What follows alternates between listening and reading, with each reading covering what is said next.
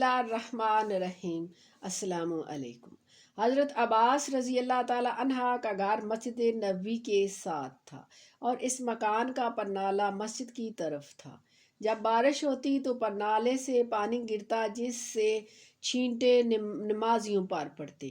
حضرت عمر فاروق رضی اللہ تعالی عنہ نے نمازیوں پر چھینٹے پڑتے دیکھے تو پرنالے کو اکھاڑ پھینکا۔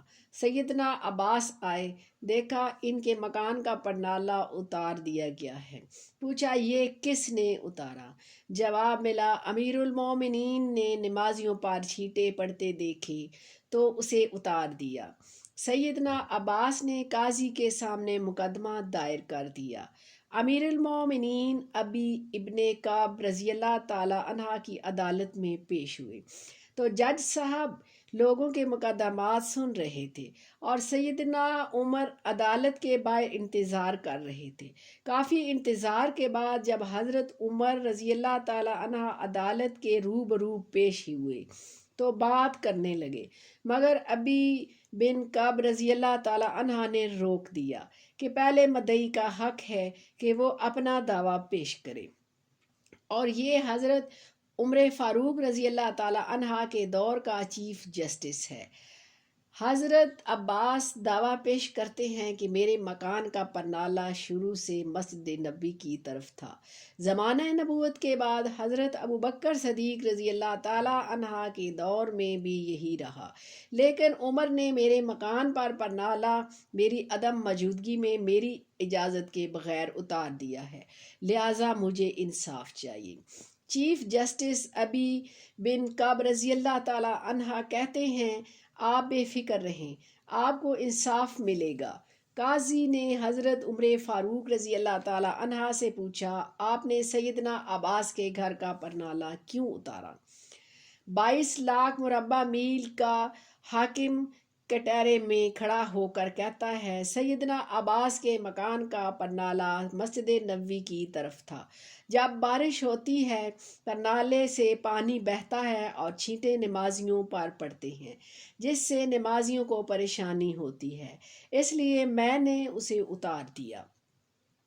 ابی بن کعب دیکھا کہ سیدنا عباس رضی اللہ تعالی عنہ کچھ کہنا چاہ رہے ہیں، پوچھا آپ کیا کہنا چاہتے ہیں؟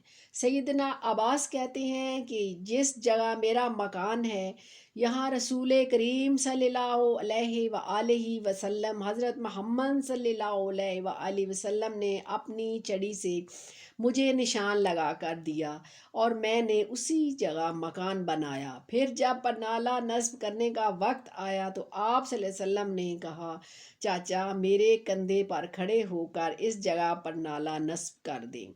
میں نے نبی پاک صلی اللہ علیہ وسلم کے کندھے پر کھڑا ہونے سے انکار کر دیا، مگر بھتیجے کے اصرار پر میں نے ان کے کندھے پر کھڑا ہو کر یہاں پرنالہ نصب کیا۔ یہاں پرنالہ نبی کریم صلی اللہ علیہ وآلہ وسلم نے خود لگوایا تھا۔ ابی بن کعب نے پوچھا اس کا کوئی گواہ ہے؟ آپ کے پاس سیدنا عباس جلدی سے باہر گئے اور کچھ انصار کو لے کر آئے، انہوں نے گواہی دی کہ سیدنا عباس سچ کہہ رہے ہیں۔ یہ سنتے ہی حضرت عمر کے ہوش اڑ گئے اور رونے لگے، آنسوں کی جھڑی لگ گئی۔ اپنے پیارے نبی پاک صلی اللہ علیہ وآلہ وسلم یاد آ گئے اور زمانہ نبوت صلی اللہ علیہ وآلہ وسلم کا منظر نظروں میں گھوم گیا۔ عدالت میں سب کے سامنے 22 لاکھ مربع میل کا حاکم سر جھکائے کھڑا ہے، جس کا نام سن کر کیسر و کسریٰ کے ایوانوں میں لرزہ طاری ہو جاتا تھا۔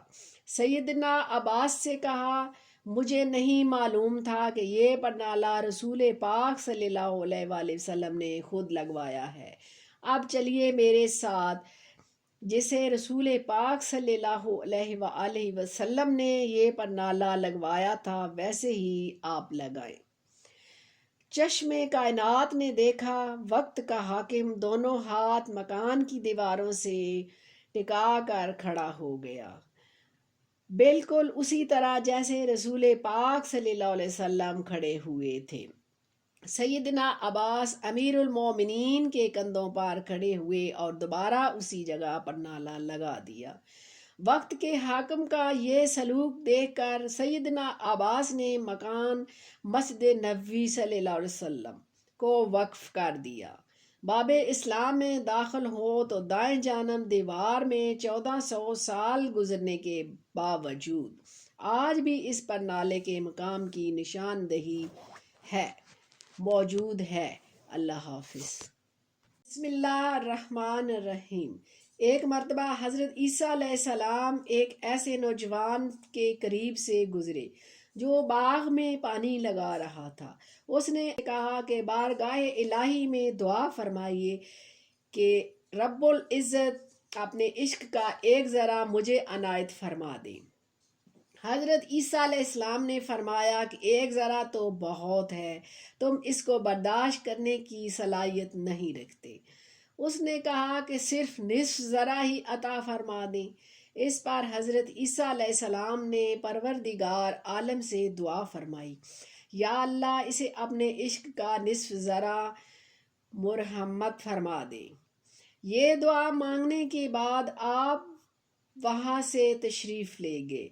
कुछ अरसा बाद फिर उसी रास्ता से आदम का गुज़र हुआ और उस नौजवान के बारे में दरियाफ्त किया तो लोगों ने बताया कि वो तो दीवाना हो गया है और पहाड़ों पर चला गया है।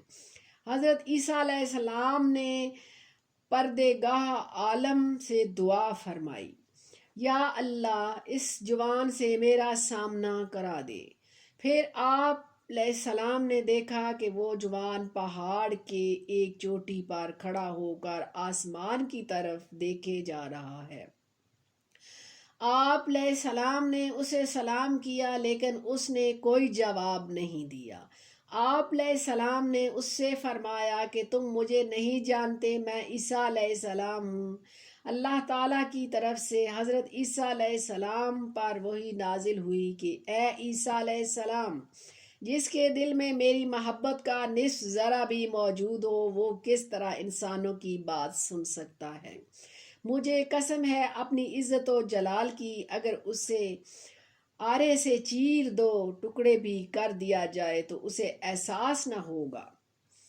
जब इतनी सी सतह पर इंसान का ये हाल है तो मेरे प्यारे नबी पाक मोहम्मद सल्लल्लाहु अलैहि वसल्लम जो मेराज का नूरी सफ़र करके अपने रब के सामने रूबरू अपने रब से बातें करते रहे, क्या मकाम है। ज़ाते महमदी सल्लल्लाहु अलैहि वसल्लम का अपने रब की तजलियों को बाकायदा महसूस करते हुए वापस तशरीफ़ भी लाए और पूरे होशो हवास में एक नॉर्मल ज़िंदगी गुजारते हुए अपनी नबूवत के मनसब को पूरा करते अपने प्यारे रब के पास पहुँच गए। बेशक अल्लाह ताला ने नाम मोहम्मद सल्लल्लाहु अलैहि वसल्लम को बहुत बड़ा मकाम अता फरमाया।